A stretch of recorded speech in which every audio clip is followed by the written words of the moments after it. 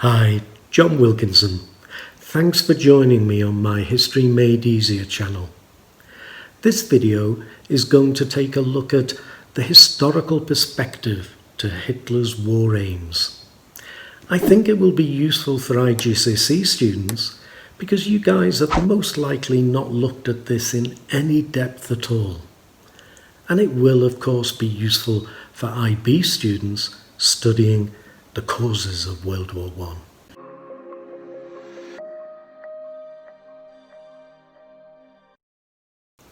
So Hitler's war aims. Well, he wanted to tear up the Treaty of Versailles and he wanted to smash communism.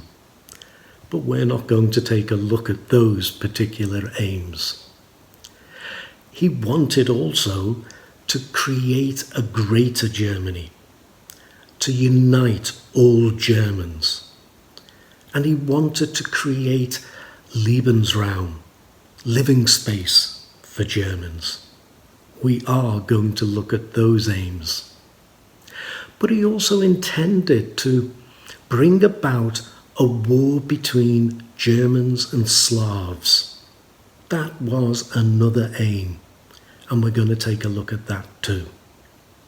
So, I'm going to go back to the 1830s, when Prussians were pushing for a Zollverein, a customs union with Austria-Hungary.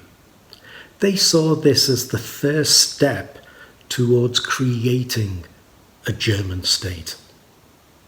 And then in the 1860s, with wars against France and against Austria that would create that German state, the debate amongst German people was whether Prussia should be pushing for a Klein Deutschland, a lesser Germany, the Germany we actually got, or whether they should have pushed for a Gross Deutschland, a greater Germany, uniting all those Germans.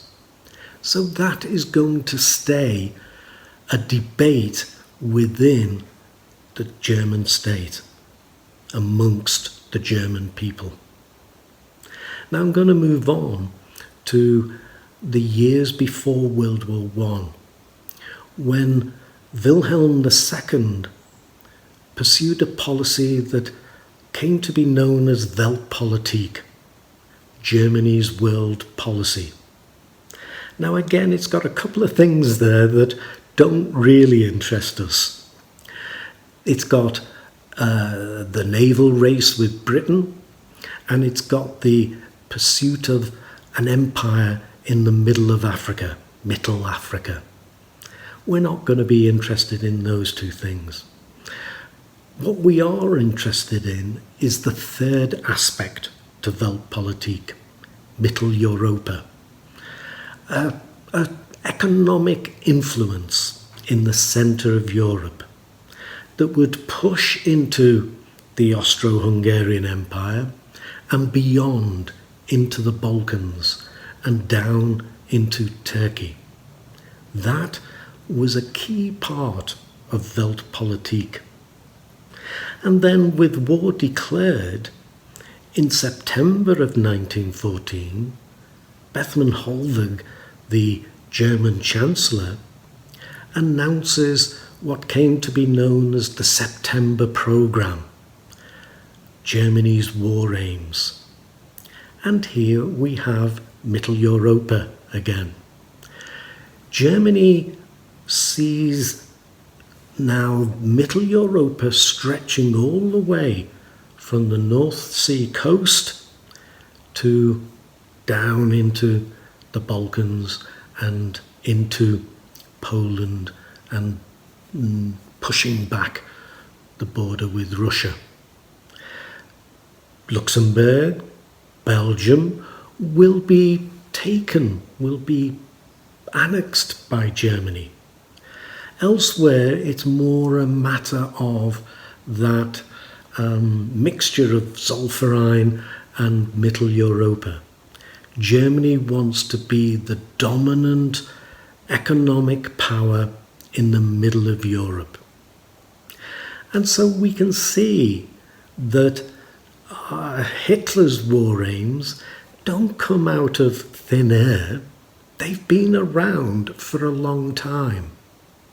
And that's why he's also supported by the elites in Germany.